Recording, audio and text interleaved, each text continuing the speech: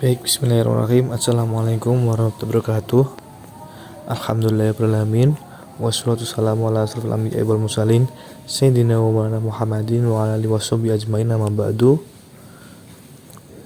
Pertama-tama, mari kita berikan puji dan kita kepada Allah SWT yang telah memberikan rezekinya, rezeki iman, Islam, dan ihsan, sehingga kita dapat melaksanakan pembelajaran dengan keadaan sehat walafiat. Salat salam tak lupa kita aturkan pada junjungan kita Nabi Agung Nabi besar Muhammad SAW, yang dimana kita tunggu-tunggu syafaatnya di hari akhir kelak. Amin ya rabbal alamin. Baik, alhamdulillah, pada hari ini kita dapat melaksanakan kegiatan pembelajaran. Nah, ini di pertemuan ketiga ini membahas mengenai tokoh dan ajaran tasawuf sufi besar, yang dimana nanti kita membahas mengenai Imam Junaid al-Baghdadi dan juga Robiah al-Adawiyah, yang dimana nantinya mengenai biografi, ajaran, dan lain-lain. Sebelumnya kita telah membahas mengenai syariat, tarekat, hakikat, dan juga ma'rifat, seperti itu. Nah, pada pembelajaran yang pertemuan ketiga ini saya menggunakan pembelajaran dengan metode ceramah dan juga dilengkapi dengan video edukatif dan adanya sesi diskusi dan tanya jawab nantinya, seperti itu.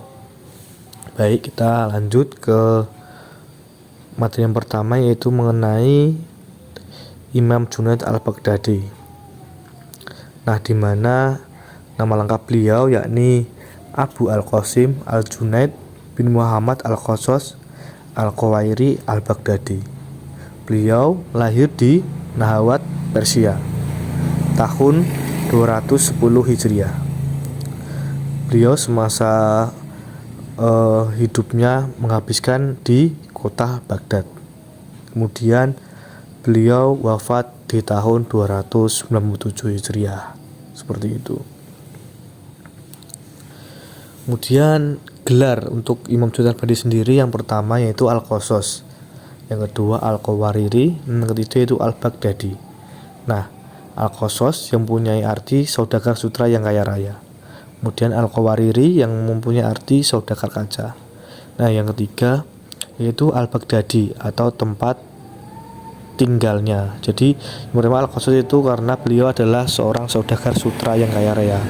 Kemudian Al-Qawairi karena beliau adalah seorang saudagar kaca. Kemudian yang ketiga itu Al-Baghdadi itu sebagai gelar sebagai tempat tinggalnya, seperti itu. Kemudian inti ajaran dari Imam Junaid al-Baghdadi sendiri. Nah, dimana inti ajaran dari Imam Junaid al-Baghdadi sendiri itu ada 5 poin. Yang pertama yaitu seorang sufi harus meninggalkan sifat-sifat buruk dan menjalankan budi pekerti yang baik. Yang kedua, ajaran tasawuf adalah ajaran yang dapat memurniakan hati manusia dan mengajarkan hubungan baik dengan makhluk lain.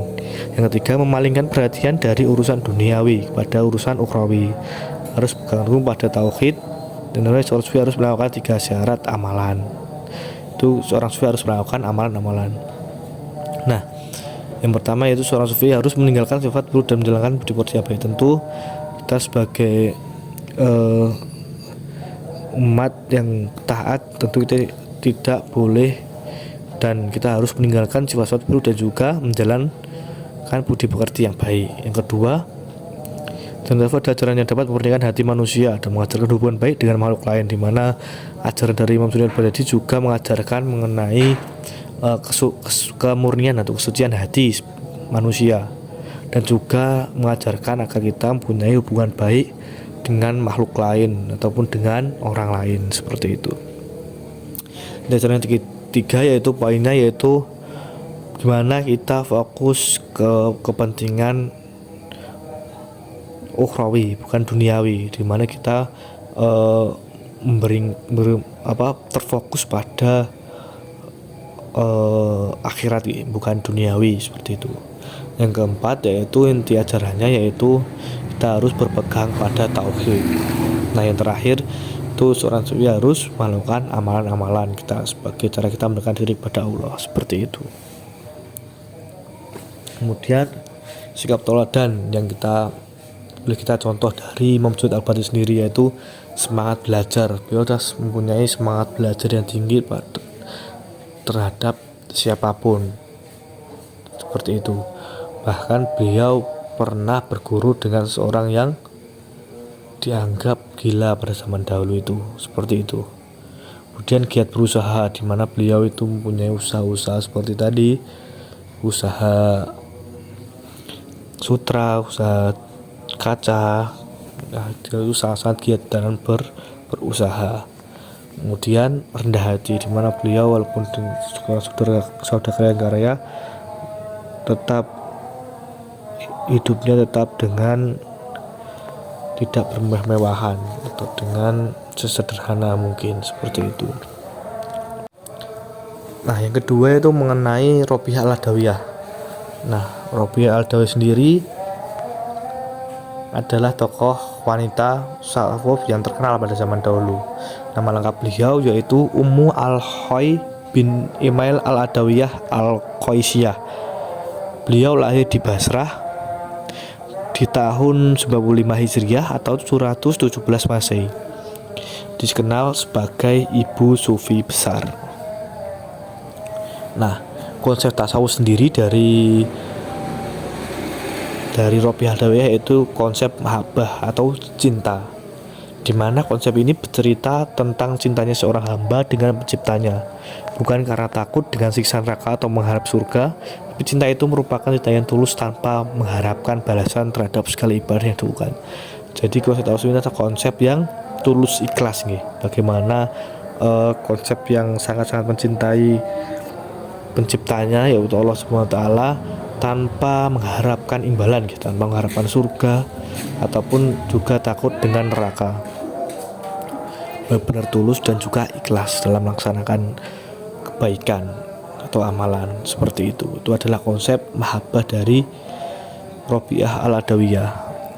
Kemudian ada inti ajaran dari Robiah Al-Adawiyah sendiri, itu ada 3, yaitu memeluk kepatuhan kepada Tuhan dan membenci sikap melawan kepadanya. Yang kedua, menyerahkan seluruh diri kepada yang dikasihi. 3, mengosongkan hati dari segalanya kecuali dari diri yang dikasihi. Jadi yang pertama itu memeluk kepatuhan kepada Tuhan dan membenci sikap melawan kepadanya, di mana intinya yaitu kita diharapkan untuk ajarannya itu untuk mau patuh kepada Tuhan dan membenci sikap yang melawan kepada Tuhan. Yang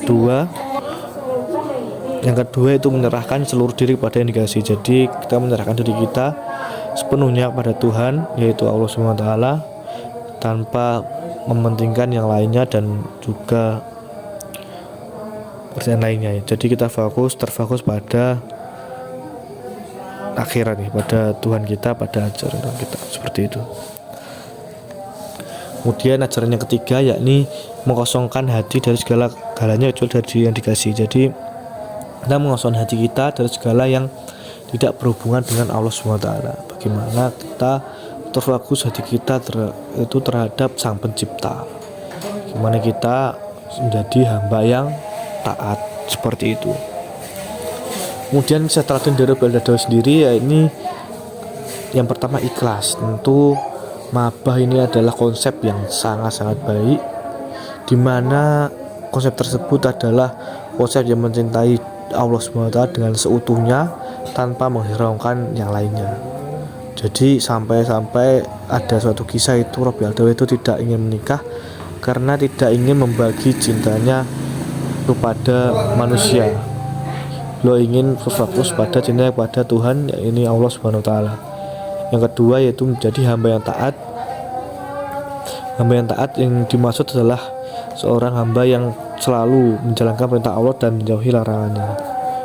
Yang ketiga yaitu beliau merupakan pelopor tasawuf perempuan, di mana beliau adalah seorang ahli tasawuf yang sangat terkenal pada zaman dahulu, seperti itu. Baik, itu merupakan metode ceramah yang disampaikan ketika berada di kelas.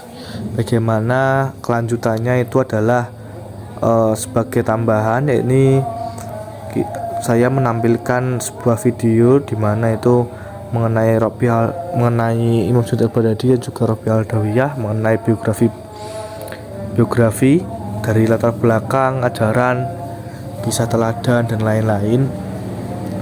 Itu terdapat di 2 video yang berbeda, di mana agar para siswa dan siswi itu memahami dengan baik lagi dan dengan metode yang berbeda agar lebih menarik. Kemudian di akhir sesi terdapat sesi diskusi dan tanya jawab, di mana mungkin ada yang masih mengganjal atau belum jelas dari penyampaian dari saya saat mengajar ataupun dari video yang ada, maka dibuka juga sesi tanya jawab di sana.